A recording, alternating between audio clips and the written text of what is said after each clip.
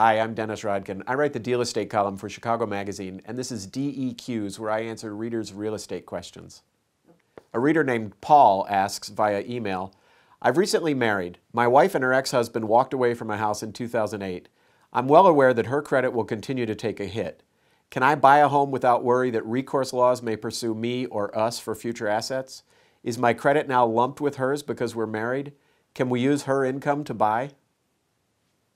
Paul, all your questions have one answer. You should buy using only your income and your credit history.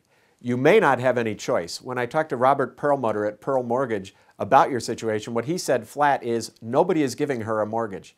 Her credit is shot for 4 to 7 years after the foreclosure is completed, depending on the type of loan and the type of processing. It's 4 to 7 years before her credit recovers. And the lender has the right to pursue that deficiency. If your wife and her ex-husband worked with the bank, they have a deficiency form that spells out exactly what the lender expects. But because you say they walked away, I suspect they weren't working with the bank, they have no letter, and there's some mystery figure that will hang over her. If the bank discovers down the line that she has new assets like this house, then they most likely will pursue her.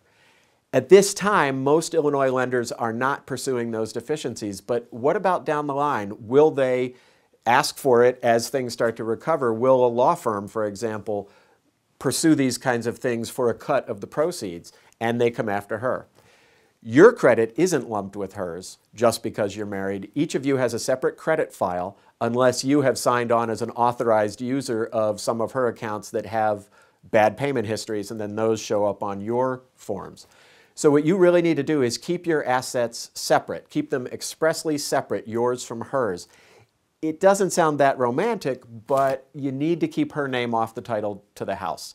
Martin Sloan, a mortgage executive at Open Mortgage, said to me that you should have your attorney prepare closing documents that specifically state she does not have any ownership, she, your wife, does not have any ownership interest in this property. That doesn't mean the lender will not attempt to pursue you down the line, but it does give you some secure protection against the loss of your asset.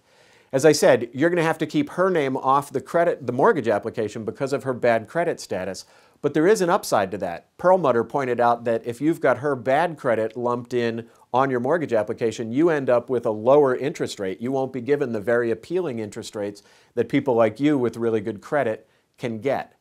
That means no, you can't buy using her income.